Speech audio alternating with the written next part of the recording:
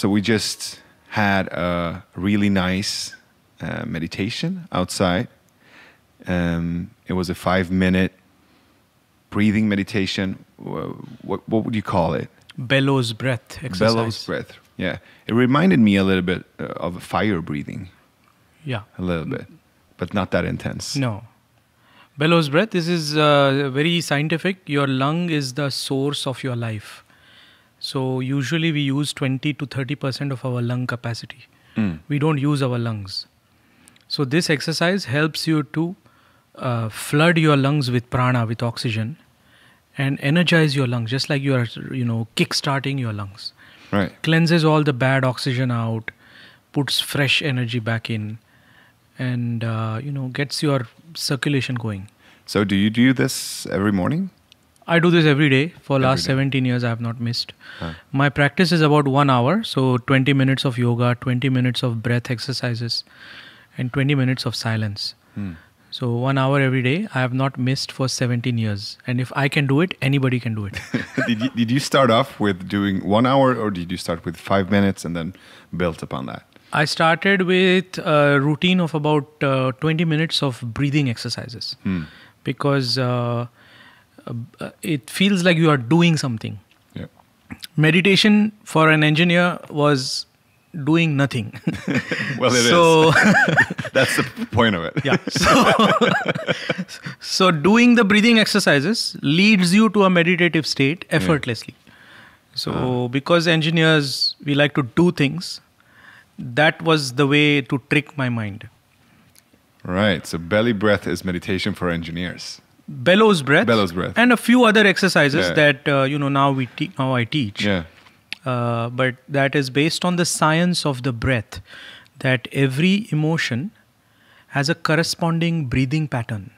Right. Right. So, for example, when we get angry, sad, frustrated, anxious, life events produce those emotions. But those emotions produce a specific breathing pattern. So using breath, you can manage those emotions. So what's the breathing pattern for anger? I'll hit you. Yeah, right. Sadness. Yeah. Right? Anxiety. Oh my God. Yeah. Right? But happiness. Right? Navel breathing. Right. So this is a universal science. It's irrespective of whether you're man, woman, Indian, Chinese, Hindu, Muslim. It's the universal science of the breath that emotions produce their own breathing pattern. Mm-hmm. The reverse is also true. Using my breath, I can control or manage my emotions. And that's a very empowering thing, because otherwise, most of our life, we are victims of our emotions. We say something rude, we do something bad because we are angry at that point. And then when the mind calms down, we go back to that person and say, oh my God, I'm so sorry, I didn't mean to hurt you. But you have lost it. So this, every culture will have a grandmother will tell, count to 10. Yeah. So there is no science of 10. It's the 10 will calm your mind. Right. The breath will harmonize, and then you will be less reactive. So that's the secret of the breath that is in every culture. So counting to 10, taking a breath, going out for a walk, these are all really, really good ways to calm that rage down. Correct. Healthy ways. There are other ways that people use to, right? They go to the bar, they smoke. Even getting their anger out on someone is a way to reduce your rage. Yeah. But those are not healthy in the long run. In the long run. In the long run. Because you are affecting your own health. Your own blood pressure, diabetes is all because of stress-related ailments. Right. Right. So I started a morning routine about 2 years ago. So I started doing 7 minutes of workout, and then I added 7 minutes of yoga, and then I added 7 minutes of meditation. Fantastic. So now it's almost, I would say between 40 minutes and an hour. So you've been doing this for 17 years. I've been doing it for 2 years. So I can still remember what it's like not to do it. I still remember what my body feels like, what my heart feels like, what my mind feels like when I haven't been doing my morning routine. Do you remember that feeling at all? No. Because I no matter what happens, this is a part of my life. So just like you brush your teeth, I do my yoga, breathing, meditation every day. And it's not an extra effort for me because it's part of my life. So I don't sleep until I have done my program. So it's not every day I can do it in the morning. So I just make sure that I don't sleep at night until I have done my 1 hour of yoga, breathing, meditation that day. And how is that inner work or your inner practice connected to your outer peace work? I would say it's the cornerstone of my activity. Whatever I do outside, it's because I have a routine to manage my emotions every day. Just like it's like asking, do you remember when you did not brush your teeth? And what's the use of brushing your teeth in your outer work? Nobody will want to work with you if you don't brush your teeth. Similarly, in today's day and age, if you are losing your mind at small things, people will not want to work with you. Right? So whether it's personal life, relationships, or professional life, getting the job done, it all boils down to your emotional and social intelligence, right? And so these breathing exercises, meditation practices are just there to not only improve your own health, but your productivity, effectiveness. So I think it's the secret of every successful person, knowingly or unknowingly, that they are managing their inner peace, their inner world. So it's almost like it's the hygiene of your soul. Beautiful word, mental hygiene. Correct. Mental hygiene. Absolutely correct. And one of the things that I really found touching was when I read, there was this sentence in, I think it was a paragraph in an interview or an article or text somewhere with you in it, where you said, it was your TED Talk. Yes, it was your TED Talk. One of your slides said, keeping a smile amidst chaos. Maintaining a smile or keeping a smile amidst chaos. And you connected that to be you were born in Mumbai, right? The traffic jam. The traffic jam. And I just want to say, I mean, I've been all around the world. I've been traveling a lot. If I wanted to describe a city that symbolizes chaos, I would say Mumbai any day. It's and it's not a bad thing. It's just it's intense. Intense, yeah. When me and my friend got out of the airport, we suddenly realized, well, you're not in Sweden anymore. It's like the polar opposite, I would say, of Sweden. So my question to you is, how do you keep that smile, not only in Mumbai but amidst chaos anywhere? I think there is no one way to do it. Everyone needs to find their own way. But your observation is correct. If we allow things like the traffic jam or the train not coming on time, or like yesterday when I came to LA, there was a huge line in the immigration customs. And most of the local people, I'm sure they were Americans, they were saying, "Oh shit, man, come on." They have never lived in any part of the world. Like, there is no need to let these situations destroy your inner world, because it's not worth it. So for me, India is just the place where you learn patience, you learn letting go, you learn go with the flow. It's like whitewater rafting, right? India is whitewater rafting, whereas most of the Western world, especially Switzerland or Germany, it's like canoeing. You are just like, when the train will come. You can set your watch to the tram that comes. Right? You can never do that in India. Oh, that's for sure. Yeah. Oh, that's true.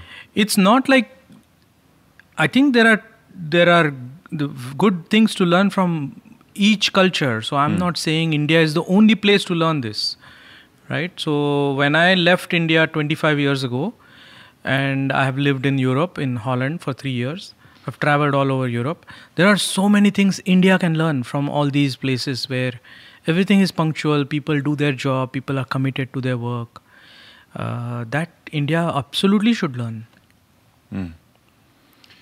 And how did your upbringing in Mumbai form you as a person? How did it affect your inner world?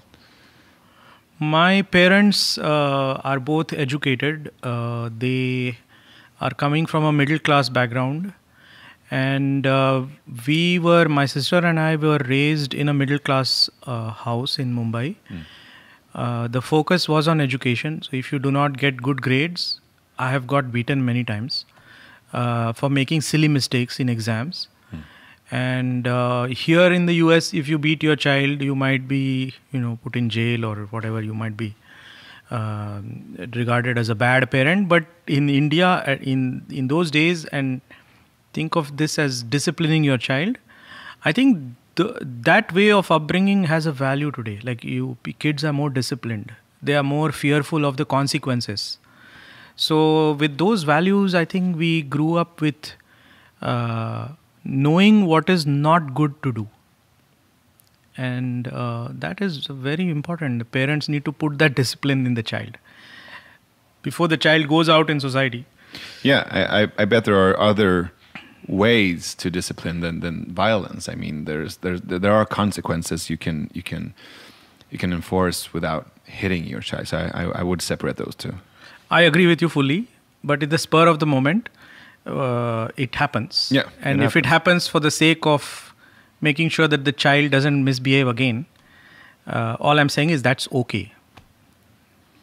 That's not the right thing to do. That's not the only thing to do. Yeah, I wouldn't say it's okay. The intention behind it should also be looked at.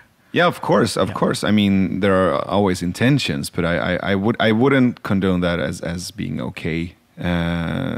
And I think, I mean, so we're talking about, you just mentioned that there might be things that India can learn from other countries. I bet that will be one, and other countries can learn patience and 100%. I think I agree with you. I'm not justifying violence from parents while parenting. All I'm saying is there are other ways to teach also.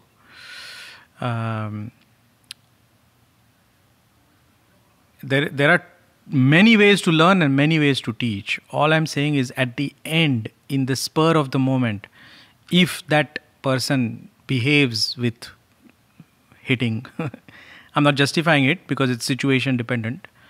All I'm saying is for discipline, it's okay. For disciplining the child at the fag end of all the options, I'm not justifying it. I don't agree with you there, but that's fine. But I don't think there's a way to justify it even in the end of things. But it's also cultural. There's a cultural context to it. Correct. I'm from a Persian family, so we had that kind of disciplinary actions as well. But I was brought up in a Swedish society where it's illegal to hit your child, and there's also a cultural stigma upon that, and I think that's good. I don't think you should hit your child at all.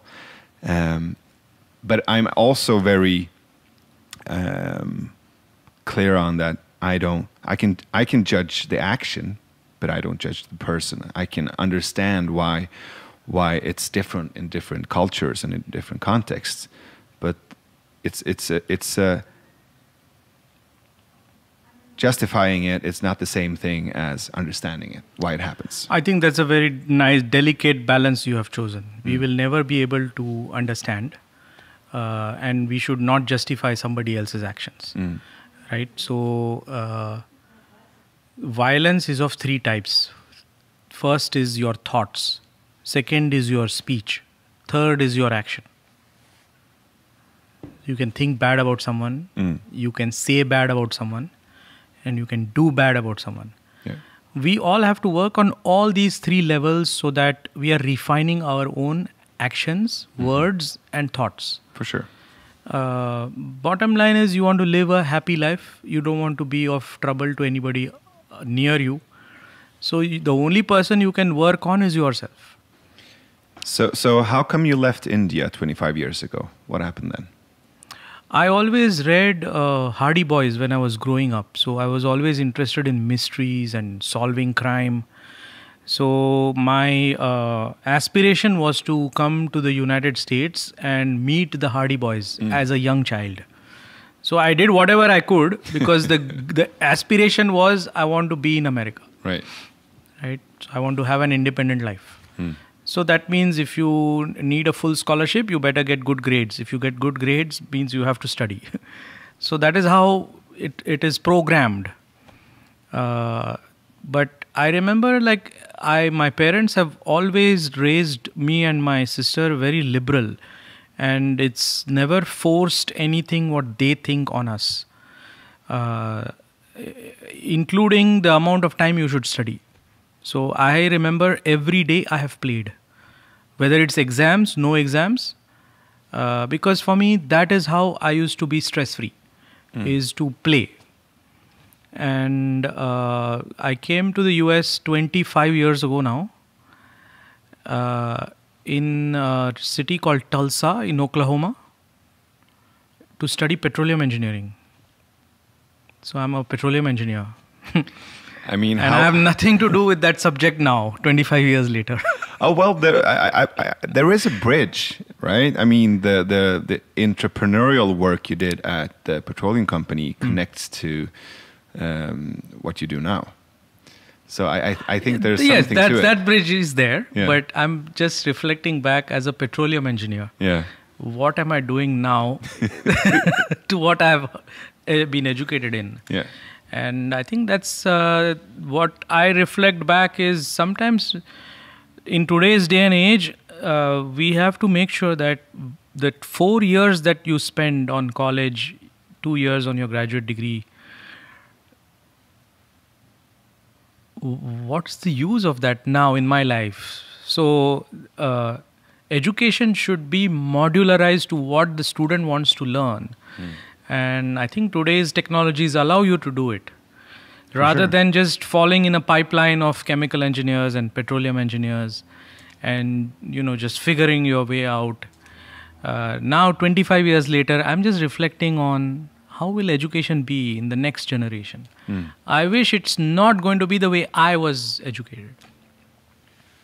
I mean, there's not that much of a gap between being an engineer and being a yogi. I mean, these are both systems for energy distribution. Beautiful. Right? And there's a that's what I love about yoga. There's a system to it. I think somewhere I've read it's referred to as a system for peace. As a peace system, how to create a methodology for inner peace and outer peace and the connection in between. So the systemic thinking. Seeing myself now 25 years later, I think what you say is very valuable, is that these two systems are perhaps more dependent or interdependent rather than independent. Yeah. Because when I was in engineering school in India and graduate school here, the inner world systems education was never part of that education. And throughout my Shell career, as well as whatever I'm doing now outside of Shell, that inner world governs everything that you do. And that is never taught in schools. Is how do you make friends? That's not taught. How do you handle conflicts? That's not taught. But when you go out in the world, those are the things that you need to learn. Yeah. So you are absolutely correct. I think you are absolutely correct. It's the interdependence of these two systems. Because finally it is boiling down to finding a way to bring the real, authentic, whole human being to work. And you cannot just ignore the heart and mind space or the social and emotional side of human beings. Yeah, because I mean, what you did while you were working at Shell was that you started some kind of program, right? Was it called the AWARE program? Yeah. What does AWARE stand for as an acronym? I'll give you the context to why we started it. Yes. So in 2003, we had a very big crisis within the oil industry, within Shell, where the wrong reserves were reported to Wall Street. So every year, the oil companies need to report what's their, reserves, oil reserves for next year. Mm. And Shell management reported the wrong reserves, and it was a scandal. So the CEO was fired, the board was fired. It was a major crisis. Intentionally, yes. So it was a scandal. Mm. And at that time, to tell somebody that you worked for Shell was like a disgrace. It's similar to the BP oil disaster that happened in the Gulf. Yeah. To tell somebody that you work for BP was a disgrace. Yeah. So in 2003, some 4 or 5 friends of mine from Shell Singapore, Shell Holland, Shell UK, and I was in Shell USA, we got on a call and we were brainstorming like decisions made by the top of the house had nothing to do with us. So we were asking each other, how do you become responsible? And so all of us shared, we have some kind of spiritual practice, whether it's yoga, Tai Chi, Zen, Buddhism. And that's when we told each other that we are friends, but we never revealed our personal side. Like, I didn't know you were doing yoga. And so that is where we created the AWARE network. It stands for At Work as Responsible Employees. So this was in 2003. And we put a lot of time outside of our day job to blossom that employee network. And so grassroots, we found people who were doing yoga, Zen meditation. They were going on like spiritual retreats. They were eating vegetarian food. All this we collected as individual employees. And suddenly it came up to be 500 of us. And so that is where the network gets power inside a large organization. You are not just 2 or 3 people anymore. So just like there is, in large companies, they have women's network or African American network or gay and lesbian network. We started the AWARE network, similar. That you promote responsible behavior at the workplace. Right? And so these networks, at least in corporate America, they are called diversity and inclusiveness networks.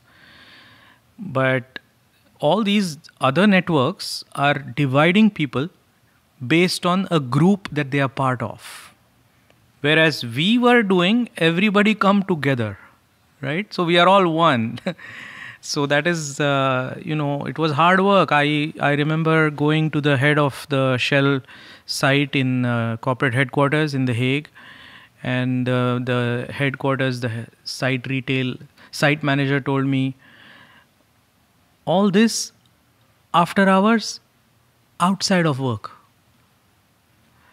And so all these things don't end up in your, performance reviews, because you're hired at Shell as a petroleum engineer, right, not as a social activist. Right. Right. So I remember many years as the end of the year review, I have been told in those days, you don't have good communication skills. And I used to wonder, like, does this person actually know me? And of course, you don't get the good scorecard at the end of the year.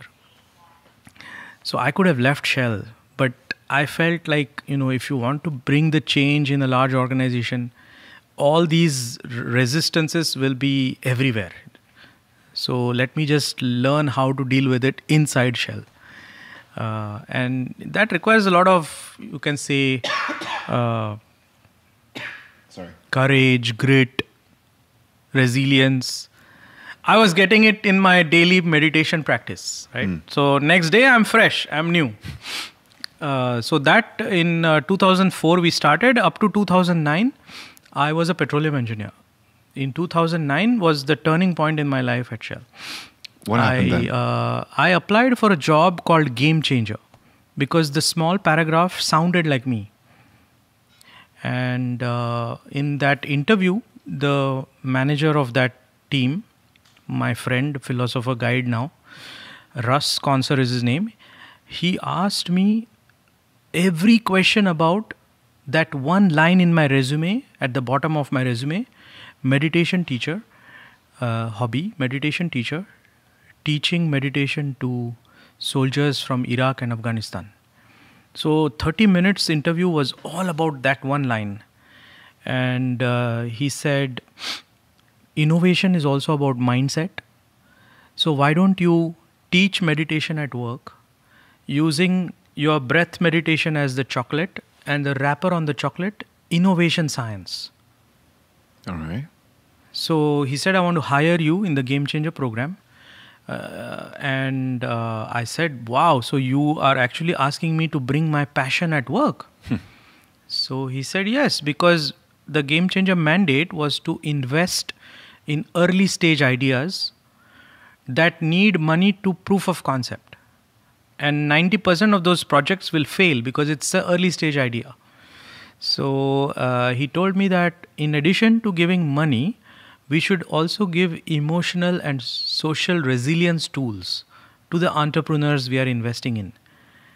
And I thought he was like, wow, I felt somebody like this also exists. So he is the one who actually saw this, Mandar's talent and passion outside of Shell.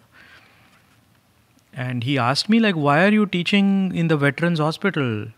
I said, Russ, I get my joy out of sharing meditation with others. So that's when he brought me in the team. And within 18 months, I ended up teaching 2,000 people at Shell. Innovation learning program using meditation techniques. 10% of my job. And that's the entrepreneur work that I got awarded for, is entrepreneurial work, but inside a large organization. So doing that work, what kind of change did you see in your co-workers, in the groups you were facilitating? What happened? So the workshop that I had designed was, based on 20 minutes of course, breathing meditation exercises. Mm-hmm. But the rest of the time, people are talking about innovation. They are talking about how they can be part of the innovation culture.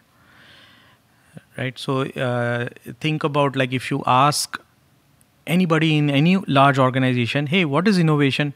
And do you play a role?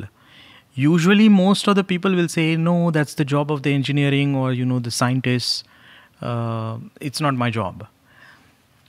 So this program was meant to unleash the power of everybody in the organization, that they can be a part of the innovation culture. For example, you are on a holiday in China, and as a secretary, you see during your holiday something innovative. You should feel empowered that, hey, I'm going to bring this and share it with the relevant person in your company. Right. Whether you are part of that scientific organization or not, you have been empowered to do this connector job. Most people will not play this role. So my program called Empower was based on this principle of feeling empowered that I am part of the innovation culture at Shell. And so the question we used to ask are two questions. One, what is the blocker? And second, what skill do you want to learn to be part of the process? And when you answer these two questions, they are not technical questions. They are social and emotional questions, right? So what are the blockers? Usually people will give 4 blockers. One, they tried, but they failed, so they are not going to do it again, right? So this is a blocker where they are remembering failure. Second, judgments, like people will judge me. I don't want to be judged at work. So you are not disclosing who you truly are because you will be judged.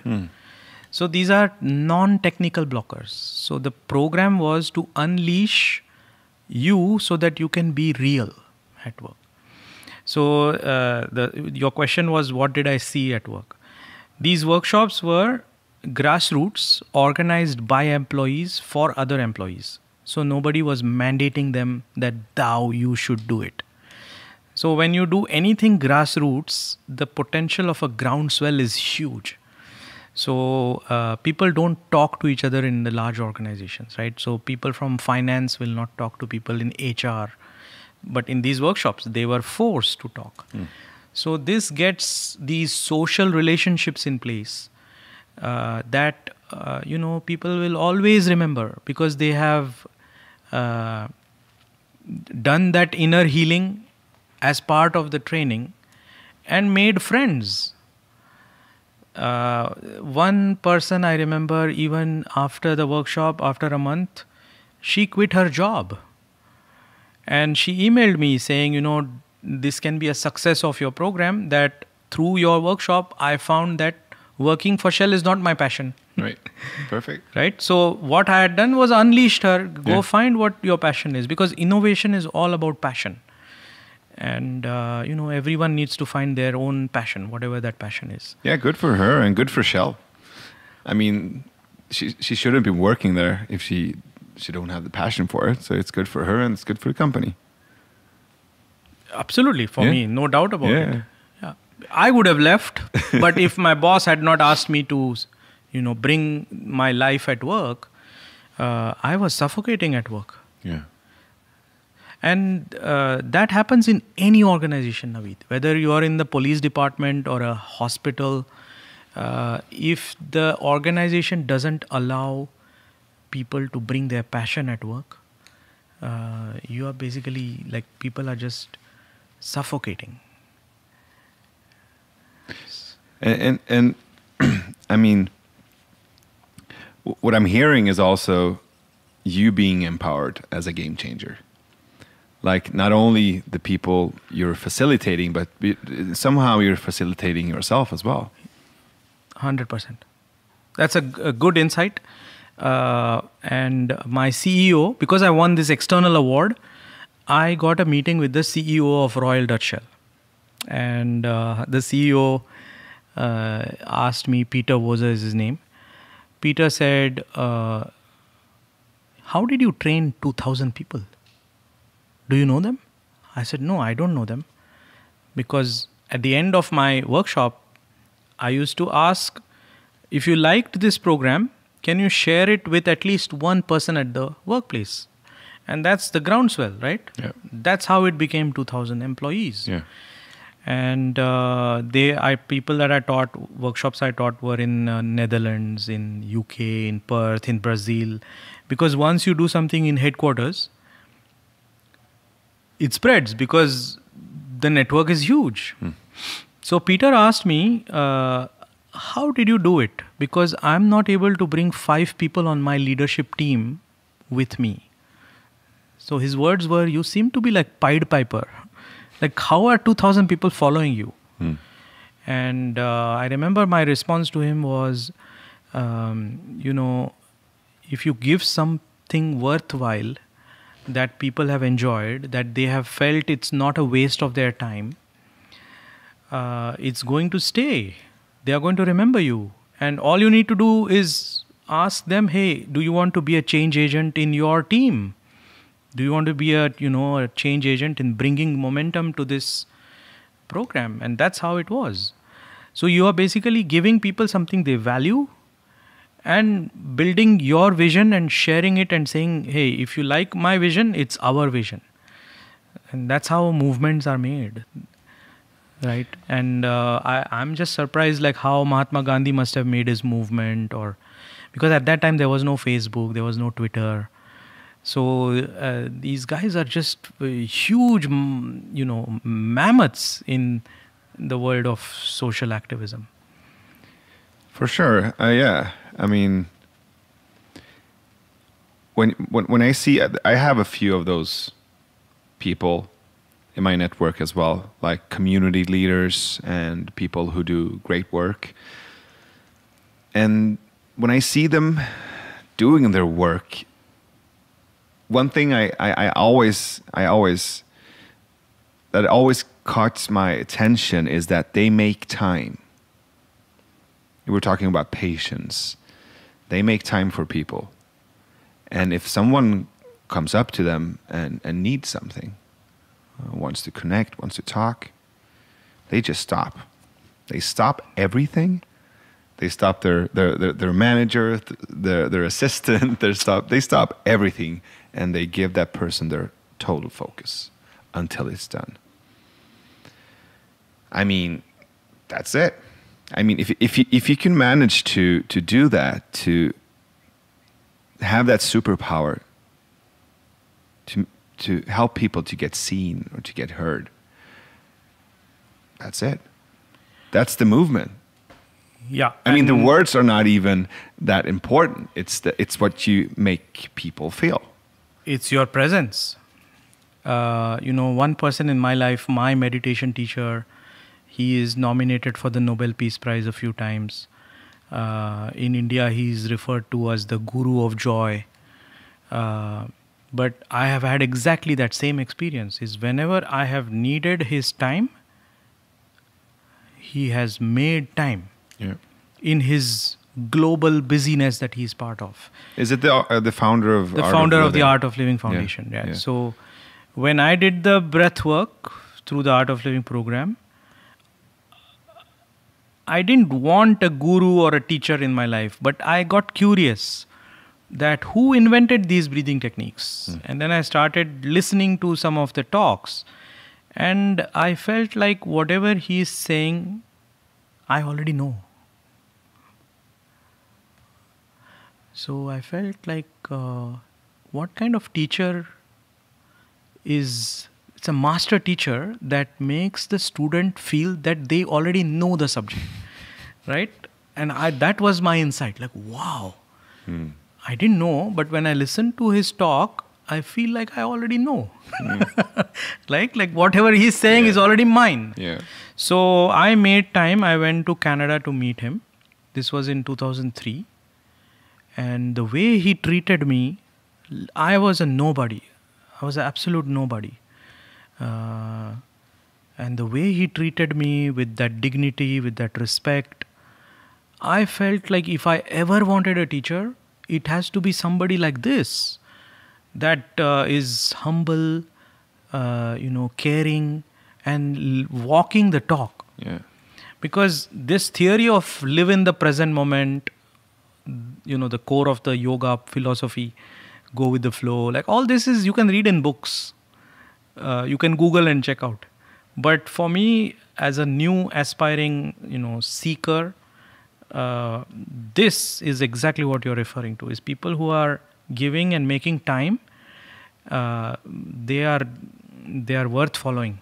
Yeah. They are worth following. And I'll give you an example. When I taught my program here in LA, Sri was in LA in August. And I just requested him, will you meet some of my students? And within 30 minutes, my students, which were, community members, former gang members, police officers, 15 of them showed up. And I didn't know what was going to unfold, but it was just magic.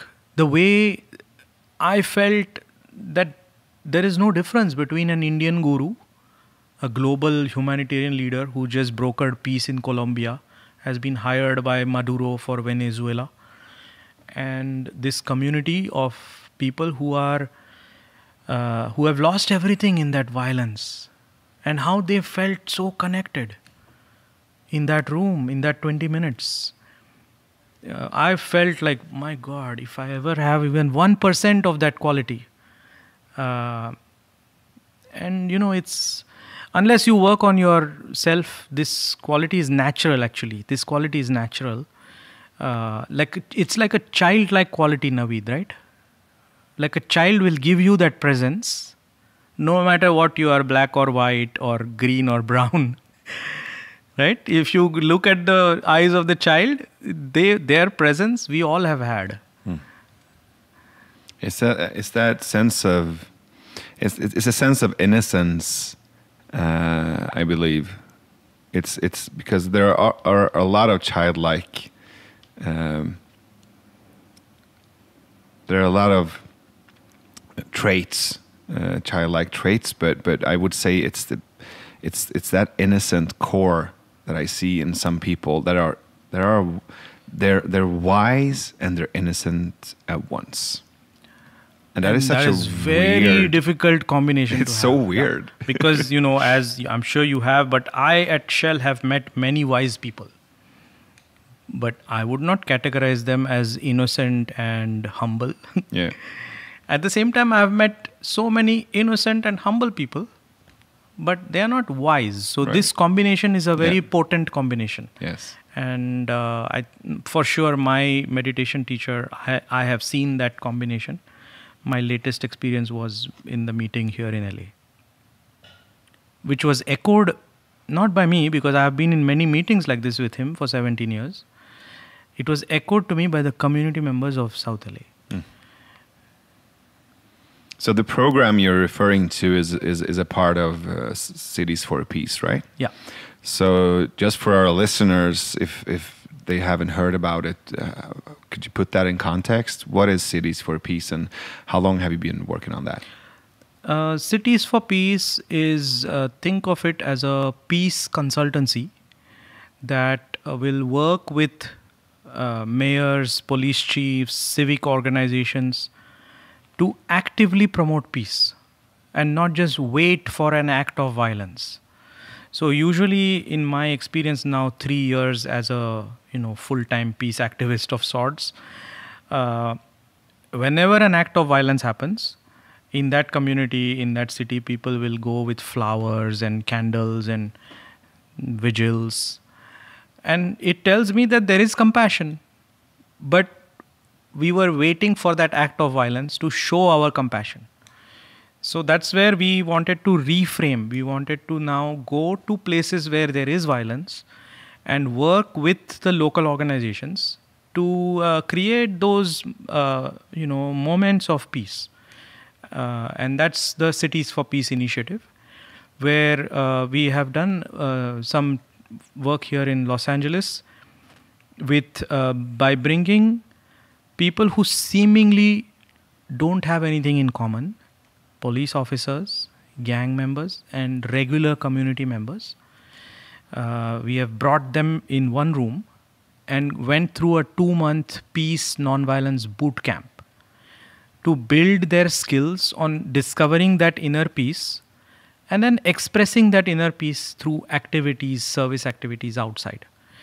And that program, I have now trained about 75 people here in South Los Angeles last year. And at the end, whoever completes the program is given a certificate that you are now the ambassador of peace, ambassador of nonviolence. This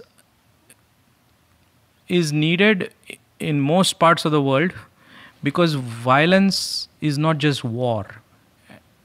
Violence can be of any sort. It could be depression, suicides, drugs, mass shootings in schools, sadly. And global terrorism, of course, is in that spectrum of violence. In what way is depression considered to be violence? So, when things are not going well for you, when your mental energy is low, you get into what is called clinical depression, and you can also have suicidal thoughts. Right, so the number of suicides here in America is at least 3 times more than the number of gun violence shootings. And I feel like this is senseless violence, because all you have to do is give that person help so that their emotions are not negative and are more positive. And that is where the ancient science of yoga, that is why it was meant, that is why it was created. So application of the science of yoga, pranayama, meditation is a gift we should give to everyone who is going through the depression pipeline. And if we don't do it, today, not only can this person commit act of suicide, but when that person commits suicide, his family members are also affected. And so you're creating a ripple effect of negativity. And especially here in the US, you have so many mental health cases that because there is access to guns, they can create a massive act of violence. So that's where depression is an issue we all have to deal with. It is there. Even I have felt depressed many times during my 17-year career as well. Because when things are not going well for you, if you do not have that anchoring space, the mind is a monkey, as they say, right? So all these doubts, even I have had them. And this is even though I have this grounding practice every day. Yeah. So imagine if people have no access to, they have no knowledge about that they can convert from this state to a more positive state. Imagine who is going to help them. For sure. So I think all these negative emotions can lead to violence either to me, or if I don't have that, I'll be violent to you. For sure. I mean, I was just earlier this day, I was talking to another guest on the podcast, Eldra Jackson. Have you seen the Work documentary about... So there's a group of, I think it's 30 men from the outside, and then there's 30 men at Folsom Prison. So these 60 men, and I think it's maybe 10 or 20 facilitators, they do 4 days of work. And they do what they call or refer to as men's work. Okay. So it's about showing your emotions, getting to the core of the trauma, grieving, crying, and loving and supporting each other in circles. So it's beautiful work, and I've seen the documentary. I mean, maybe 9 times. And today I talked to Eldra, and we did a conversation for the podcast. And he was telling me, I mean, he was brought up in a nice home, loving environment, but had a really traumatic experience when he was 7 years old with a babysitter. Like a sexual traumatic experience. And after that, he didn't have the tools. He didn't have the internal tools to deal with his trauma. And for a while, he was hiding the trauma with sporting activities. He was on this baseball team, and then something happened, and he lost that community or that group, and he joined the Bloods here in Sacramento. And he was in this system and in this community of criminality and violence and rage. And then he went to prison for 24 years, and he stabbed an inmate 30 times and went into isolation for 2 years. And it was during his time in isolation that he was alone with himself. He was alone with his thoughts, and he thought to himself, I mean, either I give up or I take responsibility as a man. Wow. So when he came out, he joined the Inner Circle program and started to work on himself and started to come in contact with those emotions and with that trauma and with that rage and letting it out a little bit at a time and crying about it and grieving and then healing and then helping others. Beautiful. So, I mean, and what I'm connecting with this conversation is that, so being in that sporting community, that was one system. Being in the gang on the outside was one system. Being with the gangs on the inside was another system. And then he just found a system that was positive. Wow.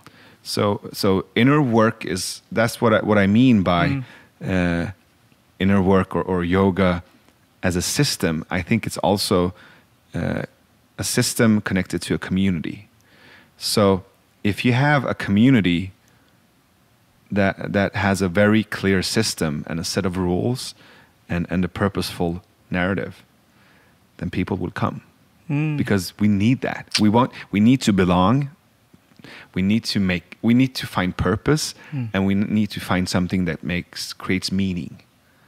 And it also needs to feel safe. That's what the rules are for. That's why the system needs to be clear. And that's why yoga has survived all these years. Wow. It's a beautiful analysis. Beautiful. I agree. My experience is similar. When my documentary film was screened here, premiered here in LA at Paramount Studios. 400 people in the audience. Nice. And there was a few former gang members from South LA that invited me to screen in their community because they saw this in the big theater. So when I went, I had never been to South Central Los Angeles or to that part of any city, for example. So my film allowed me to go. And that day, so this was about 1.5 years ago now, I met with the community of people that you are referring to in Sacramento. Similar profile people I met. Gang affiliated. Of course, 100%. Yeah. And after the film screening and the Q&A, I led people through Bellows Breath. Oh, wow. 60 people. Nice. And everybody was quiet. And one of them, I remember, he came up to me and he said, in prison, I was also in solitary confinement. And then I realized that I am not the body. I am not the thoughts. So I took this man aside and I said, dude, do you even know what you're saying?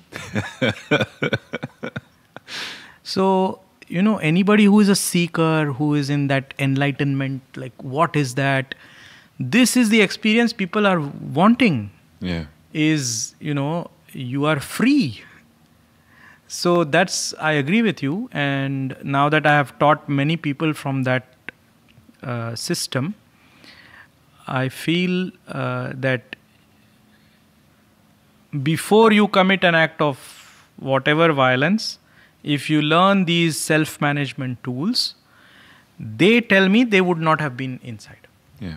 Right. So it's what I have decided as my life purpose last 3 years is to teach yoga meditation on 5th Avenue, New York. No big deal. To Shell, no big deal. I've already done it. But the real beauty you feel as a teacher, as somebody who's sharing the knowledge, is with communities that really need it. Yeah. Right? So victims of violence. I have met so many mothers who have lost their children to the gang shootings in Chicago, senseless shootings in America. How do they heal themselves? That's where I feel like we need to take this message of inner peace to those communities.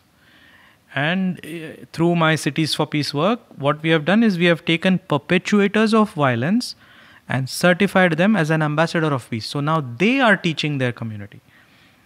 Like when you interview Andre Vickers, one of my students, he's a leader of a Bloods gang in a neighborhood called Howard Park. And after the training, I felt like, man, these guys invested their 8 weeks to be with me. And I trained them how to teach others simple exercises like Bellows Breath, for example.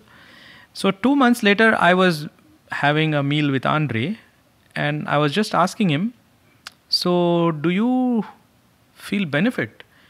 He said, yeah, it heals me because I never care for myself. Because his work is whenever there is an act of violence, he goes there to stop retaliation. Okay, so then he tells me in this conversation that when the time is right, he teaches Bellows Breath to the victims. And that is where I felt contented last year. I feel so contented because that ripple is what we need to create in every community. Right. Every community, there will be a need for an ambassador of peace. So that's what my commitment is. I really like what you said about peace being an active process, an active work, and not only the absence of violence or the waiting for the violence to happen. I mean, that's what we try to do with this podcast as well. That's what we've been trying to do with the Swedish podcast for 2 years. So one of my guests was the party leader of the Swedish Democrats. Mm-hmm. So the Swedish Democrats, to put that in context, is a conservative nationalistic party in Sweden. And it sprung from the white supremacist movement 20 years ago, but is now more of a dressed up nationalistic party with a great following. It's one of the, I think it's the second largest party in Sweden right now. Mm. So 6 years ago, I had the opportunity to play golf with the party leader. Mm. He was raising money for a benefit, and there was an auction to play golf with him. Mm-hmm. So people were offended, angry, upset, and a friend of mine suggested that I should do that I should win the auction and to go play golf with him, because that would be interesting. Yeah. So I did, and I asked my Facebook friends for help. So we raised about $5,000, and I won. I had never played golf before. That was my first time playing golf with this guy. And then we played golf. He was really respectful and curious and attentive, and we had a really nice and meaningful conversation. We didn't agree on a lot of stuff, yeah, of course, but on an existential human level, we did. And we kept in touch, and this was 6 or 7 years ago, and ever since I've been doing like dialogue and conversational work in my society, in my community. And then we started a podcast, and I asked him if he wanted to be on the podcast, and he said yes. And while we were playing golf like 6 years ago, I told him that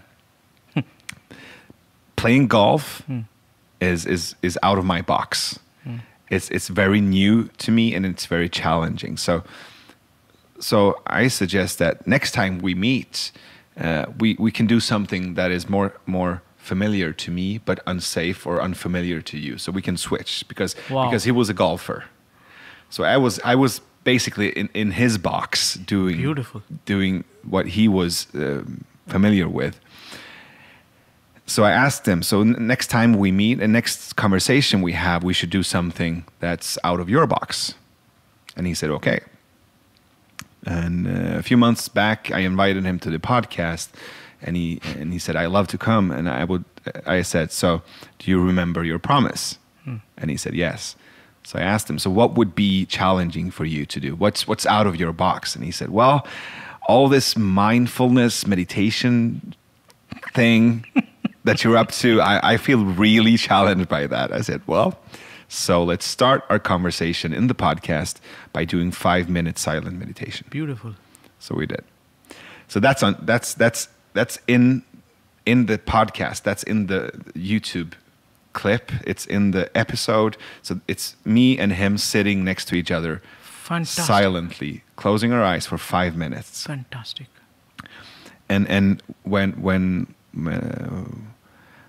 my alarm went off and the 5 minutes had passed, I looked at him and I asked him how it was. Yeah. And he said, well, it was an unusual experience. It was a bit challenging. Yeah. And I said, yeah, okay. And I asked him, what did you notice? Yeah. And he said, emptiness. Wow. And I asked him, so how does that make you feel when you notice emptiness?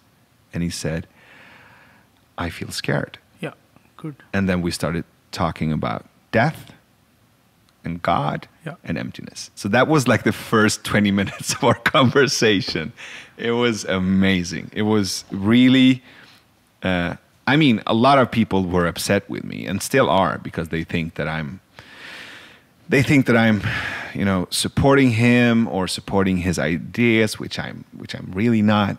I mean, I was an immigrant. Yeah. I'm still considered an immigrant, and I don't agree with him on a lot of issues. But that doesn't stop me from. Yeah, I think that's what I liked about when I got an email from Jill when I was browsing the website. This is exactly what is missing in the world, is to agree to disagree. Yeah. And I like the way you went into his box and made a gentleman's conversation, an agreement, and invited him with grace and dignity to your box. And that is, in a way, similar to, like I take every year 3 delegations to India of victims of violence, perpetuators of violence, police officers, police chiefs. It's very similar to what Martin Luther King Jr. must have had when he had traveled to India. What I was sharing with you a few minutes, hours ago, is, when you go outside your box and you are 10,000 miles away, you forget your problems because you see other problems. And that gives you the chance to experience something that you would never experience in your box. And it opens up a can of worms, just like it did for this politician, to reflect on the bigger purpose of life. Like, what am I here for? Am I here to be angry, upset, jealous, sad, hurt someone? If not, then what am I doing with my life? This point we need to bring people on a journey to, and then leave it.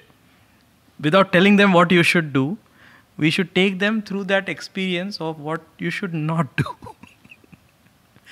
So it's very great that you are able to invite in a dignified and a graceful manner and have this conversation with, in this case, the opposite. But in the opposite also, you are finding something similar. Like 20 minutes you are talking about death. Yeah. That's the one thing that unites us. Yeah. That, you will die, I will also die.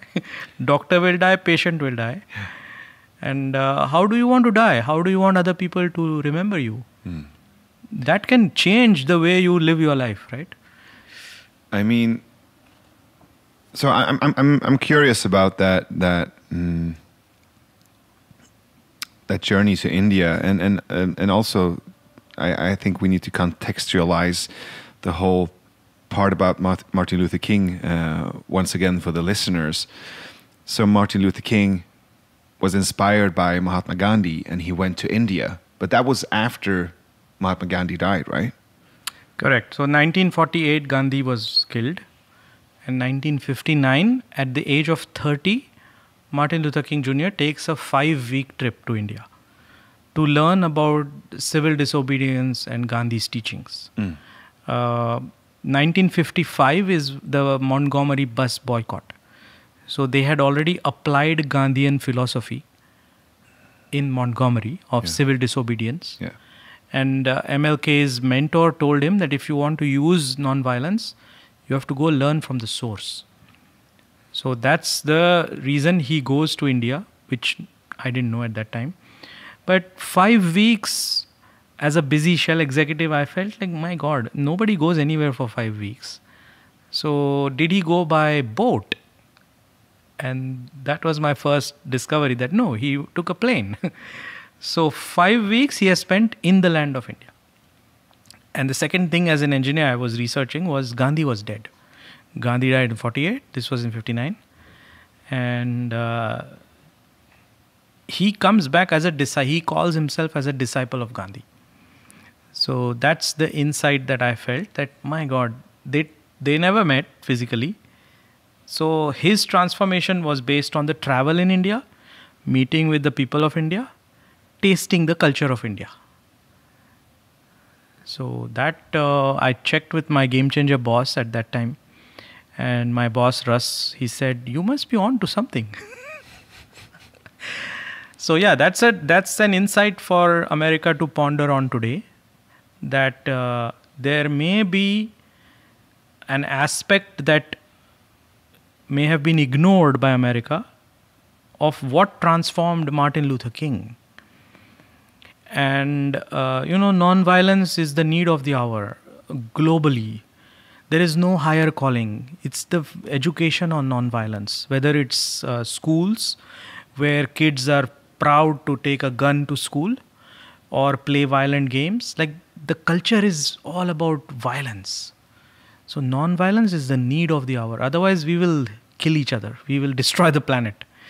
Right? So that philosophy of non-violence makes you love everything around you, whether it's human beings, animals, plants, rivers, nature. And today, everybody is talking about sustainable development, climate change. But unless the inner climate changes, outer climate just becomes a checkbox. So that's what I felt passionate about 3 years ago, is America needs to go back to Martin Luther's journey and feel what he must have felt. So as an experiment, I just hosted 6 American victims of violence, different types of violence. And I just wanted to see what they would experience. So that is my documentary film that was made in 1 month.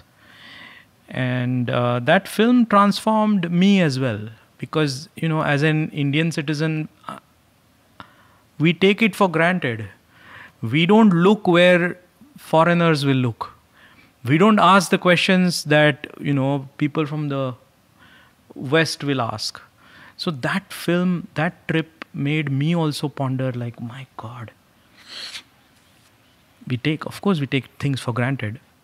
But there is a richness to this culture that is missing today in organizational development, leadership development, school education. And it's the need of the hour. We should globalize it. It should be universal. I mean, there's so many people who went to India and came back and had that similar experience. I just talked a few days back, I talked to Raghu Marcus, who worked with Ramdas. And I mean, it was the same kind of journey and same kind of experience. He went to India and met his guru.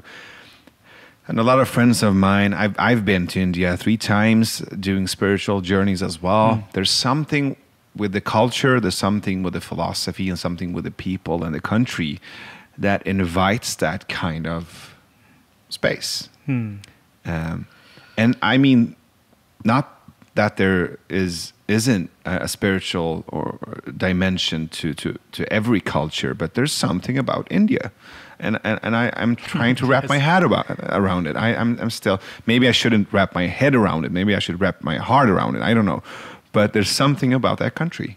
Yeah, I agree with you. Having been a Shell executive, traveled all over the world, it is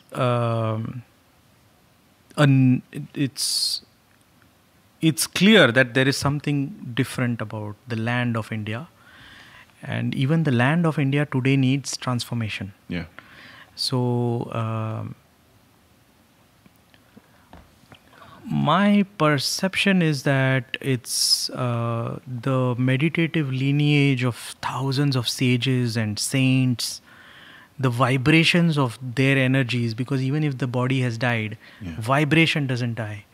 I think there is something about the vibration of that country that makes you feel a certain way that you cannot get anywhere else in the world. Yeah. And it's not because before I went, I think my presumption was that it's going to be a nice experience, like a calm, nice, beautiful experience. It was raw. Yeah. I think that's the best word to describe it. It was raw. It was in your face. It was chaotic. It was humbling. It was, I mean, I had so many slaps in the face, like symbolic slaps in the face. The cheek of my soul was red. I mean, you are describing the real emotions that I have also now experienced, now that I have taken about 100 American leaders to India. My last delegation was 34 people. 17 of them were police, including police chiefs. 17 of them were community members of color, including Compton gang members. 34 people in the chaos of India. Right? And certain experiences, I would say the community member, gang member background were dealing with such grace that I felt who should actually be the one who should be calm and graceful is the educated class. But that was not the case. Yeah. Right? So that is where spirituality simply means living your human life. No Dr. Jekyll, no Mr. Hyde.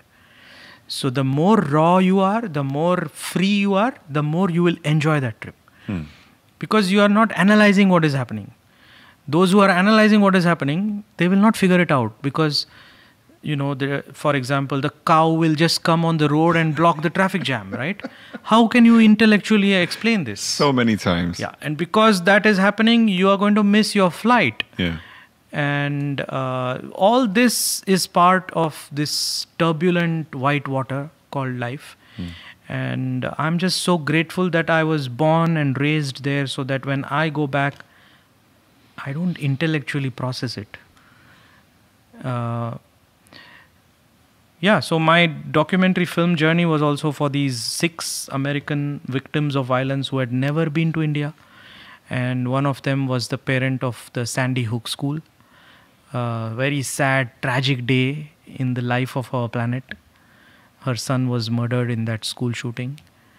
On the other side of the spectrum, I had my friend Jason, who is a former gang member from Los Angeles. And then we had activists for the Black Lives Movement who are fighting against social justice. Now, all these people did 2 things in that trip. One is an inner journey through meditation, yoga practices, which I was sharing what I teach. The second was outer journey, like meet with the people of India, participate in festivals. And at the end of the day, reflect on what would Martin Luther King have seen? What did you see? What do you think he must have taken back? What will you take back? I have never lived with my students. Like I have taught maybe about 10,000 people how to meditate. But I have never lived with them. In that trip, I'm forced to live with them because we are traveling as a group. I think these 6 people are very brave because they trusted me on a phone interview and they came within 10 days, dropping everything in their life to come to India. And, it's like there is no script in that film. It is just like whatever happened is documented. Yeah. Since then, I have taken about 100 leaders, so police chiefs, mayors, Compton gang members. It's an honor of my life. Like, I am so happy that I'm no longer at Shell. I'm out of my shell. Because these are real people. Yeah. They're facing real problems. Like one of my very dear friends, Ron Davis is his name. His wife is a congresswoman now, representing Atlanta, Georgia, in the US House of Congress. Ron's son was 17-year-old at that time. He had gone to fill gas at the petrol station near his house, 5 minutes away. And he was murdered for listening to loud rap black music by a white man in the car next to him. Oh. I'm also a parent. I'm also a concerned citizen. Like, what kind of world are we living in? What is Ron Davis going through day in and day out? So when Ron came to India, I said, Ron, just give this trip, give it 10 days. And to see Ron, dancing and singing on the last day of the trip was, I would say, the most beautiful point in my adult life is, as a father, what he must be going through. But Naveed, 1 year later, after that trip, my home was flooded. So where I used to live in Houston, I lost my home because of a natural disaster. Ron Davis lived in Jacksonville. Even they had a flood. So I was on Facebook. I was asking Ron, hey Ron, I hope everything is okay. That message I keep reading whenever I am in that depression mode. Ron Davis texted me saying, how can I ever be under any negativity. I am the self, as you taught me. The self cannot be touched.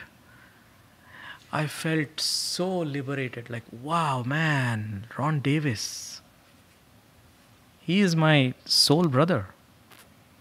Because he brought back the wisdom of India. Right. The teacher became the student. The teacher became, the student became the teacher, actually. Exactly. I mean, both ways. Right? Because when I go, I make sure that everyone meets a spiritual saint.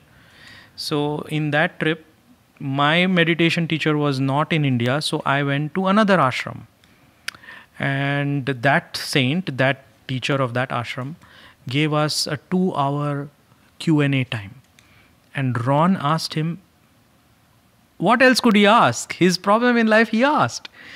And that guru of another tradition, he answered Ron that this man who murdered your son is in jail.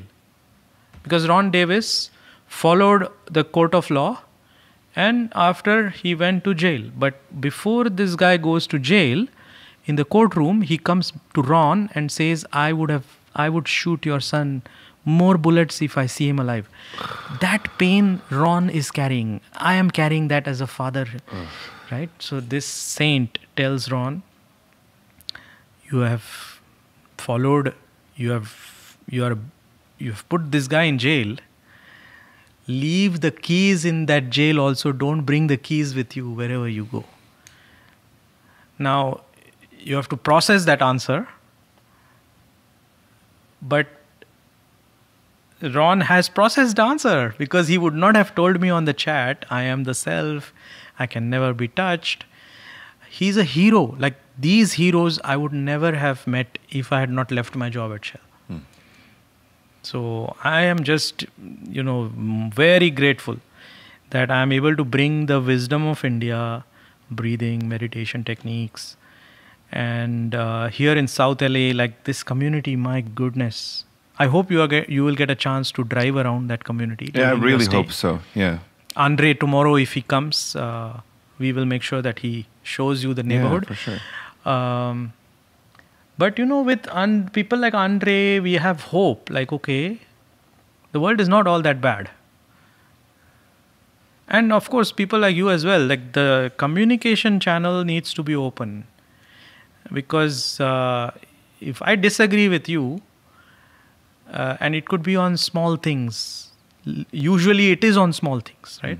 Two people disagree because it's like, I didn't wish you for your birthday or whatever that small thing is. And then you lose your friendship and you go in different directions. I mean, also on political issues. I mean, if we look at the States today, if someone is voting for Trump, or someone is a Democrat or a Republican, and I mean that kind of thing could split up relationships and families. I mean, you don't need a wall. There's already walls, like these invisible walls, polarizing people and making us believe that the other is something else. Like that person who votes for Trump is not like me. That person who voted for Hillary is not like me. That guy filling up his car with gas, listening to hip hop while being white is not like me.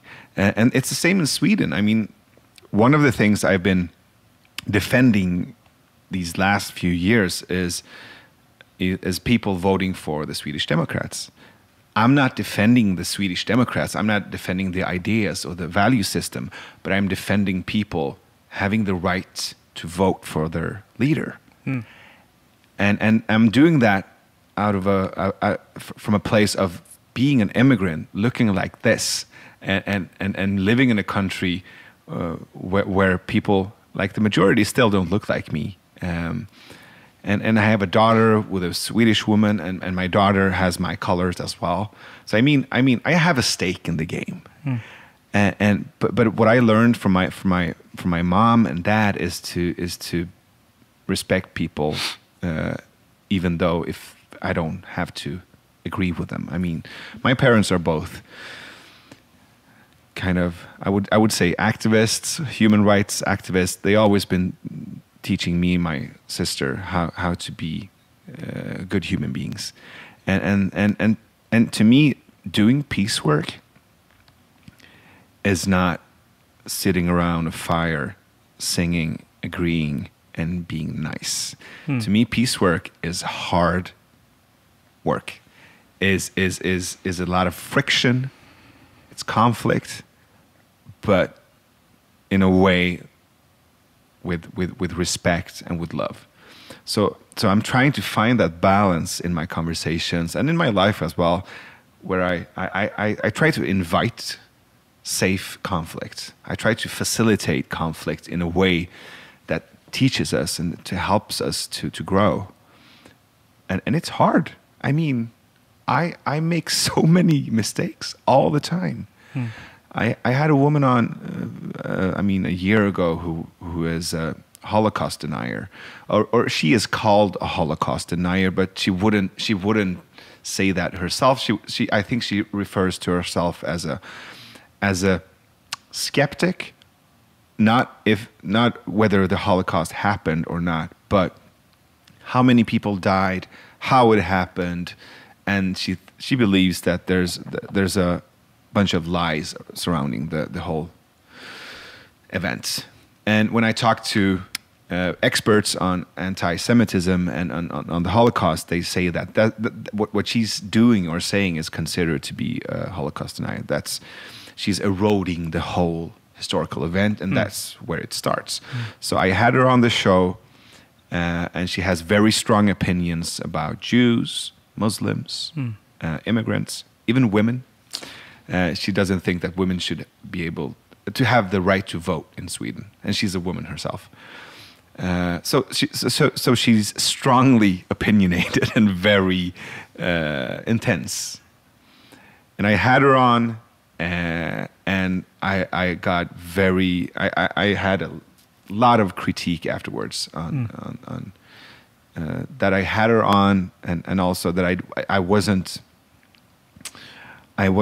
asking her the right questions. I wasn't pushing her that as much as I should. So I don't consider having her on as a mistake. I just mean that my value system keeps me to that promise of talking to anyone. But that was a tough one. I mean, receiving that amount of critique afterwards in Swedish media and on social media, I mean, went on for months. And I'm not playing the victim or anything. I'm just saying that doing peace work as you and your organization and your different initiatives is hard work, and sometimes we fail. Sometimes we don't have the energy to be as vibrant or hopeful as we would wish. So what do you do those days? What do you do during the rainy days or when you lose faith? I spent 2 months in India just now. My mom went through a angioplasty. So I had to just go and park myself with my parents. Yeah. So I spent 2 months. She's doing well. She has started going out for a walk on her own. Good. We played cards every day.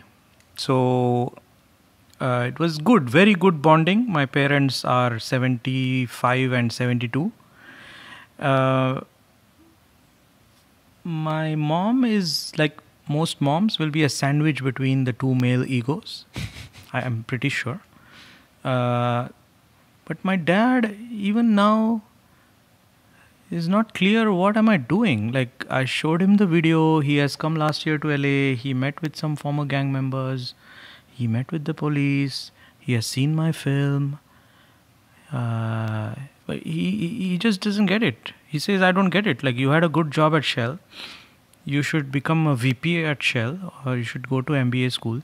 Like, what's this? And he won't say it to me, but you will feel it. You know what I mean? And he will then tell my mom, who will then tell me. I think those are the darkest days. Yeah. Right? Because he won't say it, okay, but I know that he's not fully happy, which is fine. I don't disagree with him, but I am at a point where I am enjoying my day. I'm enjoying my life. And I have walked him through this journey that when I became a chemical engineer, you thought I was happy. I was not happy. When I went to Shell, chemical engineer, petroleum engineer, you thought I was happy. I was really not happy. Now, I'm very happy because I'm getting to meet with people that I would never have been able to meet. But he's like any other parent, right? He will be happy for your kids. Even though he's not happy, he will not show it. And even I have started thinking like, man, what am I doing in my life? So here is the aspiration for me as a, once a game changer, always a game changer. Everybody is a game changer. But now for me, I have to step up and give myself another target. Yeah. So why did I quit Shell? I made a film. Why did I quit? Because I had a film. I was showing the film around. You can't just put the film on a flash drive. You have to show it around. From the film, I started taking trips to India because when people watch the film, they ask, when is your next trip? So I took trips to India. Then I was invited by the LAPD chief. So I came here to do my work in South LA. The next step that I want to put on the table, and of course your podcast will have some people who will be perhaps interested in this next wave, is number one, I would love to go and do cities for peace in Europe. So while I was in India, I stopped in Paris and Rotterdam just to meet and see the situation of refugee integration and violence in Europe. And I've been to Europe multiple times. I think this is needed even in Europe now. For sure. Jill tells me that there are gangs in Sweden. Like, what the hell? Oh, yes. I have been to Sweden, Denmark so many times. What a peaceful community. Why would there be gangs? So number one, cities for peace. I would love to work with anybody in the Scandinavian region to create some kind of experiment that brings hope, wisdom, similar to what we have done in LA. That's project number one. Second project that will keep me going is I'm a corporate innovator. Now I am a peace activist in this peace rabbit hole. Then there are some things called United Nations Sustainable Development Goals. 17 goals. Goal number 16 is peace and security. Yeah. And the aspiration is that 2030 we should get over these goals, challenges. So when I look at peace and security, most of the actions are in war zones like Ivory Coast, Niger, Togo. But there is lack of peace and security here. For sure. So as a corporate innovator, my next project that I want to invite help is, can we commercialize peace? Right? So can we create the business for peace? Just like there is a business for war, a business for drugs. Can we make peace profitable? So I don't know the answer, but the answer is somewhere in between. It's a very interesting question. I really appreciate the complexity of the question because I see what you're getting at, and I think that's it's a very interesting starting point to be able to build that kind of within the system of capitalism sustainable movement of peace. Yeah. And peace is everything, like kindness, happiness, joy, sure. Bliss. And so, trying to do that without the exploitation, because there's a shadow to it. There's a potential risk of a shadow to capitalism which goes over to exploitation. So if you need to keep the balance of it, right? Correct. Yeah. So what I want to do this year is I want to do innovation workshops for different brands. Like I used to do innovation workshops at Shell. Yeah. Think of Marriott hotels, right? They're taking people around. People are staying in their hotels. What else can they do that brings peace and profit? Yeah. So Airbnb is more into that zone. They are taking people around and they're staying in other people's homes. Peace for profit. That's a good Peace name. and profit. Peace for profit. Peace for profit. Yeah. Business for peace. Yeah. Peace for profit. Peace for profit.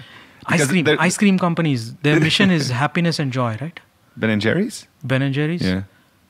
Why not go to people who are in need of happiness and joy? Yeah, for sure. So it can be done, but I want to just put my time in 2020 on 2, 3, 4 examples that show people that, man, there is a business for peace. And it was right here. We just didn't look. Yeah, it's a really interesting idea. I'm already like brainstorming on it, and you should I mean you should definitely come to Sweden to work on gang affiliated violence and do some peace work there. And also, I mean, if there would be a possibility to arrange a trip to India with community leaders from Sweden, that would be awesome. That would be a joy to do. Yeah. We could design it together. Of course.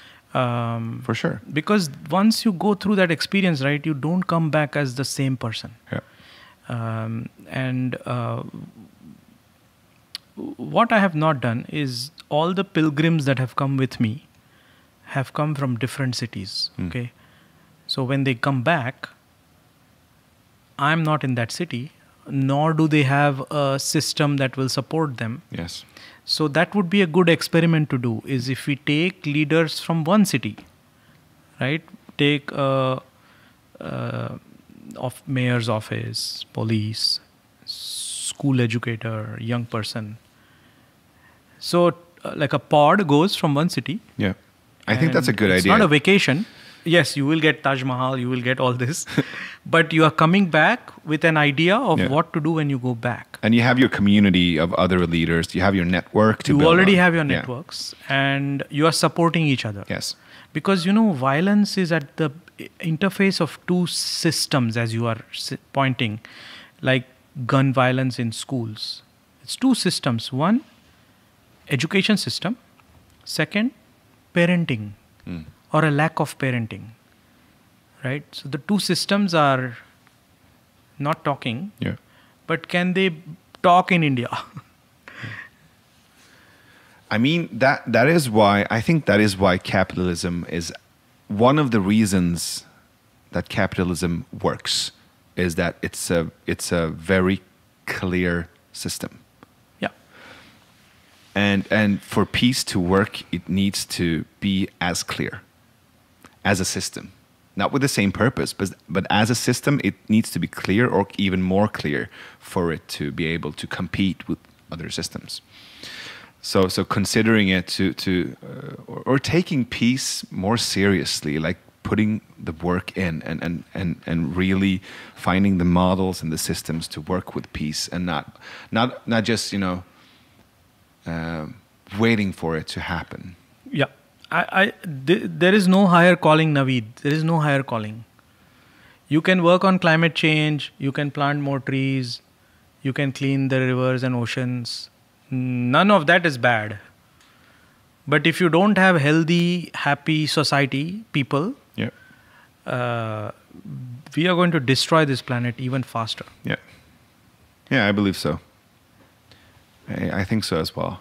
And I agree with us not taking care of our environment is a pure reflection of us not taking care of ourselves. Yeah, it's also violence, like it's environmental violence. Yeah, for sure. Right? But it starts with taking care of yourself, your mind, your emotions, your family, and then thinking the whole world is my family. Yeah.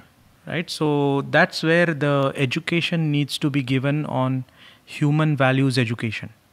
Is how do you make friends? How do you feel connected to the trees, rivers, planets?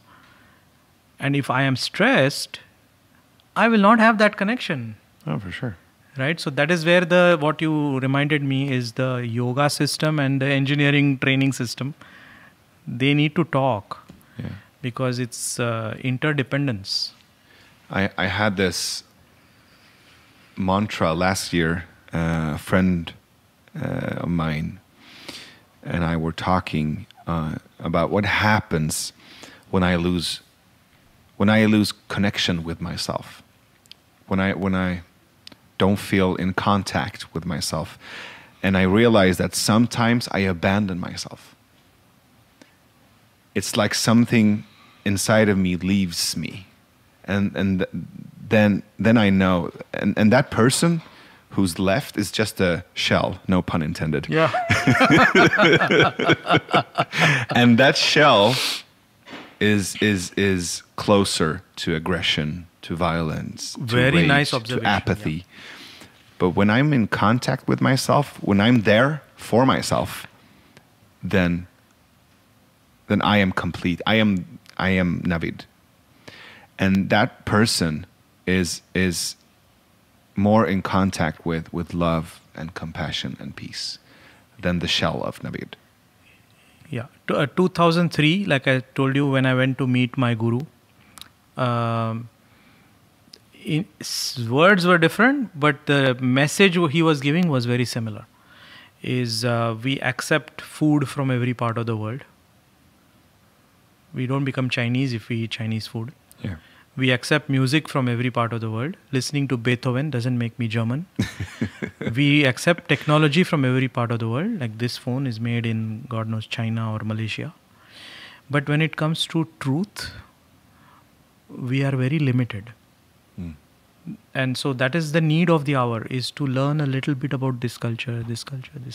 so that I am part of the global culture. Right. Right? And that is where you are connected to everyone. Whether you agree with them or not is not important, but you are empathizing them.